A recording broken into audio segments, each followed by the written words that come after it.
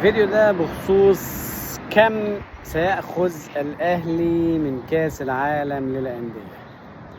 طيب، كتر الكلام إن الأهلي هياخد 9 مليون، 10 مليون، 15 مليون، 20 مليون، وكل واحد بيقول أرقام بمزاجه. طيب خلينا نقول الأرقام الحقيقية.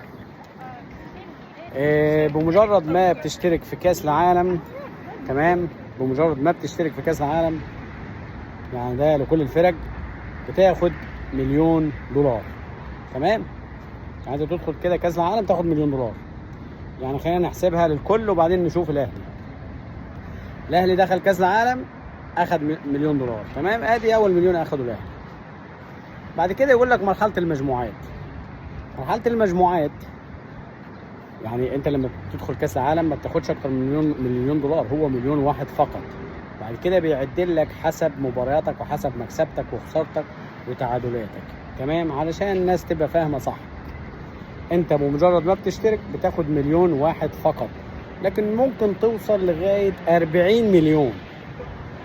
فده مش بيديهولك كده مرة واحدة مجرد انك انت اشتركت والقصة اللي الناس فاهماها. لا، انت بتشترك بتخش كاس العالم، خلاص انت كده بتاخد لك $1,000,000. يعني الاهلي اخد له $1,000,000 اول ما اشترك. بعد كده يقول لك مرحلة المجموعات اللي هي خرج منها الاهلي. مرحلة المجموعات اللي يفوز في مباراة واحدة بياخد $2,000,000. يعني كل مباراة بتفوز فيها بتاخد $2,000,000.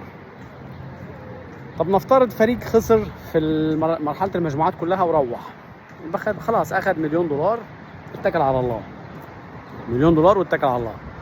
طيب فريق فاز في مباراة ياخد على المليون ياخد 2 تاني، يبقى كده 3 مليون دولار. يعني كل مباراة بتفوز فيها هتاخد $2,000,000. طيب المباراة التعادل تاخد عليها ايه؟ التعادل تاخد عليه $1,000,000.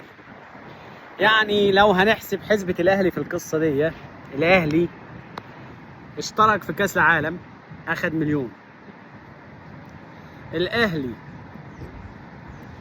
اتعادل مباراتين اخد في كل مباراة مليون، يبقى كده كام مليون دولار؟ $3 مليون. تمام، ده اول على اخر بالنسبة للاهلي مرحلة المجموعات.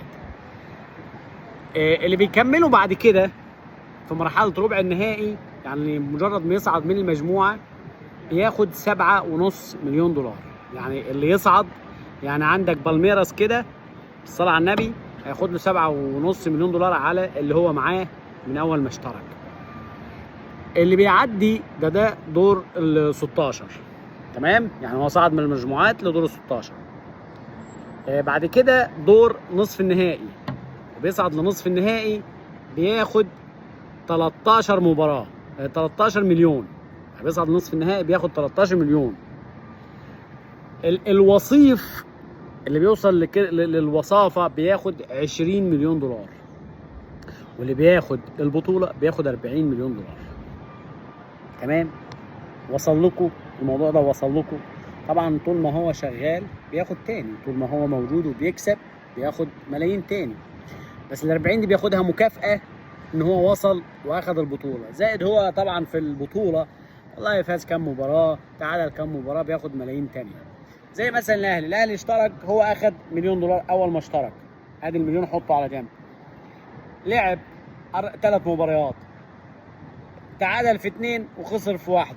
تمام، اللي تعادل فيهم ياخد فيهم 2 مليون، كل واحدة مليون يبقى 2 مليون كده. ادي يعني هو اشترك وصل لكاس العالم اخد مليون، توصل لدور ال 16 تاخد 7.5، دور نصف النهائي بتاع ده 20 مليون، 13.5، الوصيف 20 مليون، النهائي 40 مليون.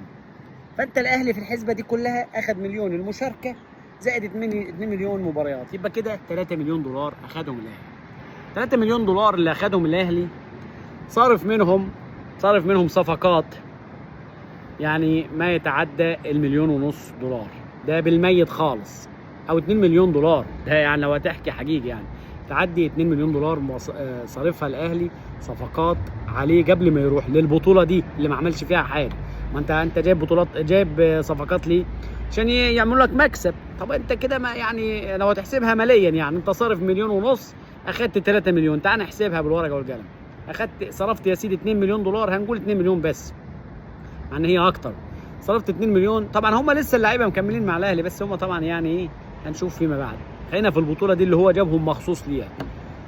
صرف 2 مليون دولار، اخد 3 مليون. ال 3 مليون دي يا حبيبي صرف منها طبعا في عندك غرامه 100,000 دولار، غرامه فيفا على الاهلي للانذارات اللي اخدها الاهلي.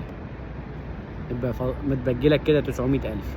900,000 يا حبيبي هتدفع منها، لا ده انت مش هتدفع من 900,000، ده انت هتدفع من ال 3 مليون، تدفع من ال 3 مليون ضريبه، لان ال 3 مليون داخله لك.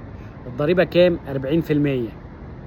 يعني ال 3 مليون مش اقل من مليون و200، مليون وحاجه يعني، لو هتحسبها مليون و200 الف، ده بالميت خالص، مليون و200 او مليون يعني مليون، قول مليون و200. من 40% مليون و200 هياخدها كده المعلم مين؟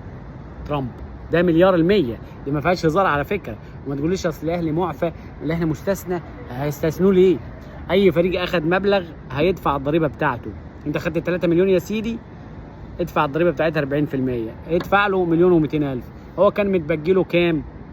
كان متبقي له 900,000، دفع منها، هيدفع مليون و200، يعني يدفع من جيبه. يعني انت غرامه زائد ضريبه، وانت اصلا جايب صفقات زائد مصاريف جانبيه. يعني القصه دي كلها زي ما انا قلت قبل البطوله، الاهلي هيرجع من امريكا مديون. الاهلي هيرجع لمصر من امريكا مديون، وانا عملت لكم الحسبه دي. واللي عايز يغلطني في الكلام يدخل ويروح يعمل فيديو ويقول لي انت كذاب، الاهلي خد 10 مليون، خد 20 مليون. انا بقول لك الاهلي اخد مليون عشان وصل كاس العالم.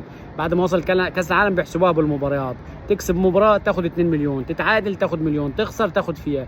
هو تعادل مباراتين خد 2 مليون دولار، بقت 3 مليون دولار.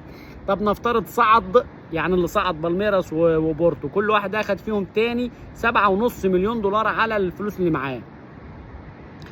تصعد للمرحله اللي بعدها تاخد 13 مليون، تصعد لنصف النهائي 20 مليون، توصل وصيف اللي هي وصيف قصدي 20 مليون، توصل نهائي 40 مليون. دي توزيعات الفلوس كلها. اللي خدوا الاهلي 3 مليون هيدفع منها مليون و200 ضرايب، زائد 100,000 دولار غرامه علشان الانذارات اللي خدها ال8، زائد مصاريف وحبشتكنات ومشتكنات وضرايب، والقصه دي كلها يرجع الاهلي مديون. سلام.